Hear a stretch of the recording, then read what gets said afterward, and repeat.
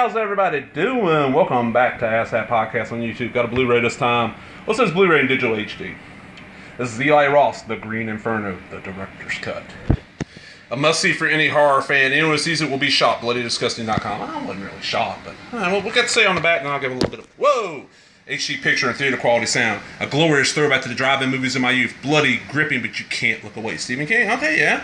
The mastermind behind Hostel franchise of Cabin Fever, horror auteur, Eli Roth stirs up a feast of gut-wrenching terror in the gruesome fear fest, The Green Inferno. Determined to protect the Amazon rainforest, a group of student activists fly to Peru only to crash land deep in the jungle. Captured by a pack of bloodthirsty cannibals, the survivors suffer unspeakable acts of butchery at the hands of the very tribe they are trying to save. A non-stop barrage of carnage and chills. The Green Inferno is an unhinged blast. Show you the disc. And am I the only one that just hates how Blu-rays are basically just silver, Blu-ray at the bottom, the name? There ain't no art in it. Especially from the basic, there's no art in this shit anymore. Alright, Green Inferno, this would be... Okay, let's see, we got Cabin Fever, Hostel 1 and 2. This would be Eli Roth's fourth film, if I'm counting right, but it came out around the same time as Knock Knock. Now that was his then wife, Lorenza Izzo, I think is her name. They were married, but they had met on this and they married not too long ago. She's a actress from Chile. Real simple. She's in college up in, I think NYC, but I'm not sure. New York, it looks like. And she sees this cute guy. He's doing a student thing where they want to go down to Peru and they're going to film these crews destroying the rainforest and all this stuff. But they get down there, they film it. They're leaving, their plane crashes, and they get captured by this cannibal tribe that eats them. And it's gory as hell. There's not that much CGI in this from what I remember. It's been a couple days since I watched it. The ants in it were CGI and looked like shit, but everything else was kick-ass. The only other person in the film that's kind of recognizable to me is, if you remember the film Spy Kids, the boy, he's in this, he's grown up. He's been showing up in a lot of stuff.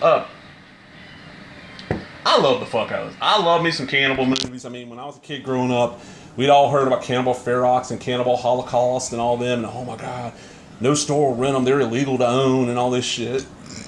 And for years, one kid, I saw it, it was on HBO at 2 o'clock in the morning, I stayed up and watched it.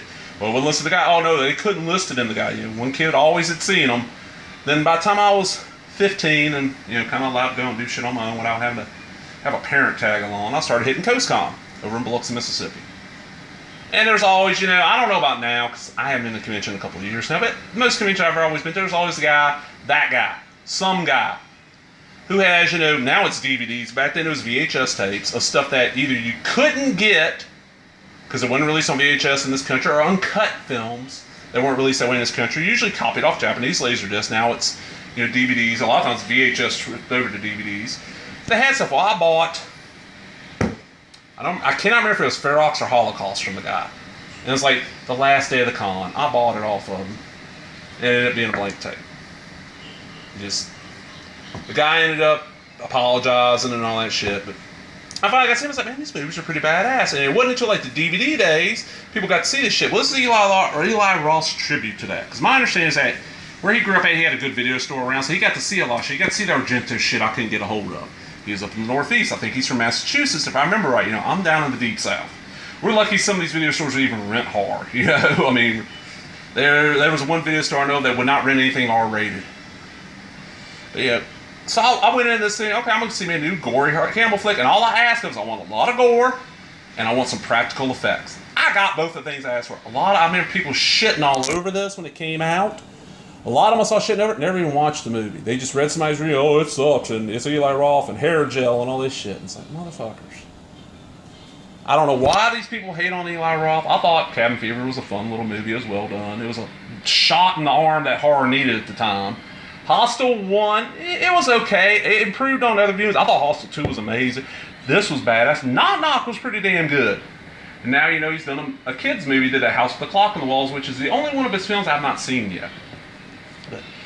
If you can handle the gore, this is worth tracking down. This is fairly inexpensive. Now, word of warning, because this came out in 2017, I think. It came out quite a few years ago. The digital copy code does not work anymore. It's expired, which that happens. That's cool. I didn't pay that much for this. This was like $7-8 on Amazon, so not expensive. I don't mind paying $7-8 for a Blu-ray. I'd like having a digital copy, but that way Partially because every TV in my house is hooked, has a Roku or some way to access, connect to the internet.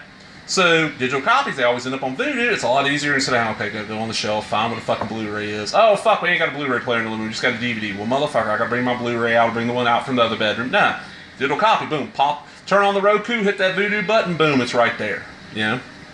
But it happens. So, hey. And I ain't like some people out there begging for Vudu codes or ultraviolet codes, boss. You know, motherfuckers getting screeners after screeners, but that ain't enough. They gotta have more, you know. That's why they're 400 fucking pounds and bald, but you know how that is. Well, anyway, let me go ahead and end this shit. I enjoyed the fuck out of it. Give it a watch if you love you some cannibal movies and don't hate Eli Roth. And remember, if you enjoyed this video, give me that thumbs up, leave a comment, subscribe. Matter of fact, in the comments, what was that horror film that was rumored in your childhood or teen years? Rumored, everybody talked about, but nobody had really seen it, you know? I mean, I know for some groups in my age range, it's Last House on the Left. You know, everybody heard about it, probably nobody's seen it, you know? I remember when I was in high school, we had some foreign exchange students from, I want to say they came in from the UK, but I want to say they were from England. They might have been from Wales or the part of Ireland or Scotland. It's a part of the UK, but I think they were English. You know, they'd never seen Texas Chainsaw Massacre. So the first thing I did was say, hey, I got it. You want to see it? Yeah, that's why I like the comments. But talk to everybody later. Bye-bye.